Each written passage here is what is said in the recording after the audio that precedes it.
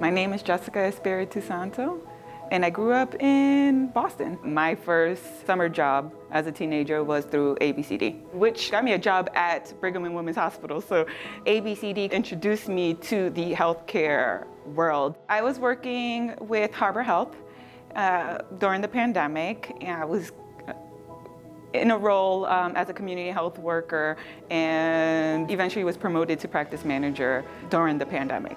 Once COVID hit, it was a shock to everybody, including those of us in healthcare. It was really unknown territory. But as a healthcare professional, I really wanted to make sure that we were providing the information, the educational resources, so that specifically BIPOC and low-income communities knew what they were facing. When vaccines thankfully started to roll out, we wanted to be able to access as many clients as possible. So for my role, I took lead on opening mass vaccine clinics in the Dorchester area to cover clients or patients all over Boston. There was a time that when the vaccines rolled out, we could only give them to clients or patients that were 65 or older. And because of my long-term relationship with ABCD, I instantly thought of the senior programs, was eager to collaborate to work on getting transportation from the Fenway location to Geiger-Gibson, which is where we held the clinic. It was something that I was able to do that made a huge impact within my community. For me, it was really important to provide the information to our community, access through transportation, incentives, whatever it is that we needed to do. I was just doing what I love and just doing my job. My name is Victor Brogna. I live in the North End. I've lived in the North End almost 30 years. I think the reason that I'm still there 30 years later is because it is a real community. ABCD's North End West End Service Center serves seniors and others. It provides regular food distribution to the North End and the West End and senior services. I've been serving on the advisory board of the North End West End Service Center for several years. Since I'm not a professional, I hesitate to call myself a musician, but I do play a musical instrument. I studied the trumpet from the 3rd grade through high school and then played in college. But after that, I had to go to work.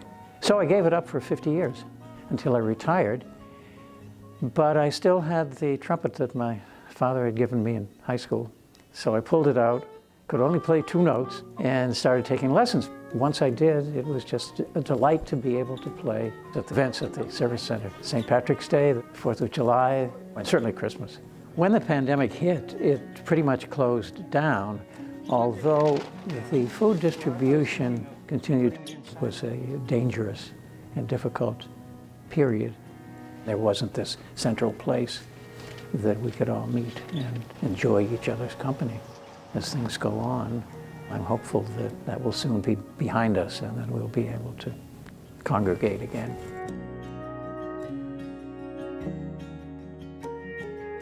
My name is Anna White. I've lived in South Boston since 2005. I am the South Boston liaison in the Mayor's Office of Neighborhood Services. So I represent everyone in 02127 and 02110 to the mayor. And I kind of act as a conduit between the mayor's office and all the residents of South Boston. When the pandemic started, I was the co-president of the South Boston Association of Nonprofits. Its mission is to bring the nonprofits of South Boston together to amplify their voice into one voice.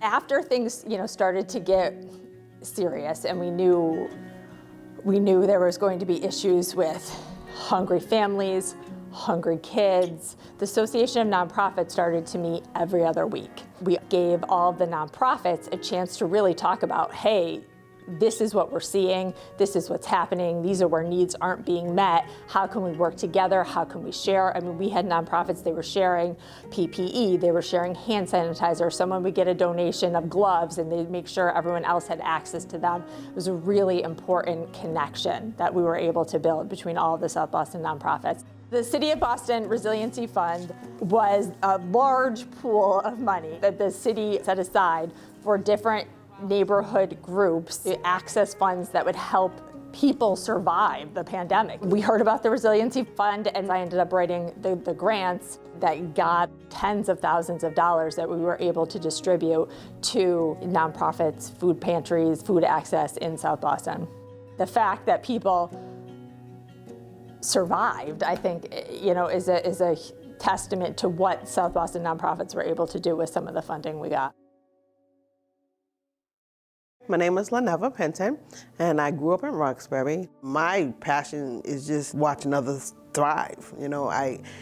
It's like a selfish thing. I'm happy if you're happy.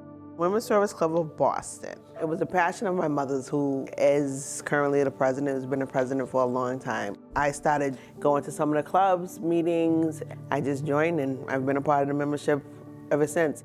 My passion is when we do the Christmas and the holiday and the Thanksgiving, and that's just finding families who are in need. We put food baskets together, we actually go out and we give them to the families, and they are so appreciative. And just being able to ring someone's doorbell and say, hi, this is for you, and just the smile on their face and the gratitude is just awesome. I was dealing with a resident, and she was a senior, and she was having problems. And other people was trying to work with her, and she wouldn't let them work with her at all. And she was like, okay, Leneva, I'll let you help me. I'll let you come into my apartment. And the day she said that to me, I was like, I know what I want to do. I want to work with the community. So in addition to being a member of the Women's Service Club, I work for Urban Edge. And what that entails is working with residents in the community. We work with residents who have rental arrearages, so we help them find resources. Knowing that I can help someone, knowing that someone is satisfied, knowing when someone's just they receive whatever assistance that they was looking for, and I was able to help them get that. You never judge anybody. If you're helping them from the heart.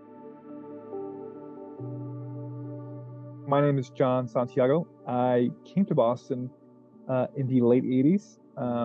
I was born in Puerto Rico originally, and we moved here in search of opportunity. My uncle was infected with HIV and ultimately died from AIDS. And so I hoped one day I could become a physician, not only to address those impacted with serious diseases like HIV/AIDS, but really try to address some of those social determinants of health.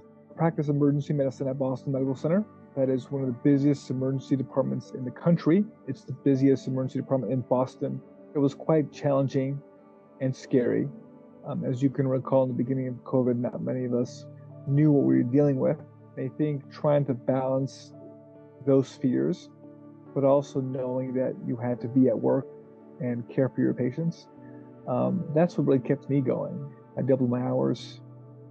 I worked each and every surge. It was incredibly challenging, incredibly difficult. I lost a lot of patients, but I grew a lot, and we're in a different place now. The power of being a physician in the legislature, even pre-COVID, is being amongst those who are on the front lines. When something hits the community, no doubt that those problems will end up in the emergency department. And so my goal always in the legislature has always been to really translate those lessons, those stories, really amplify those. ABCD, when they recognize and give merit to those who are in the same battle for justice that they do, just means a lot, because the work is hard. The work that ABCD does, the work that we do in the legislature and the hospital, and we need to be affirmed every now and then. I just feel very honored to be mentioned in the same breath as them.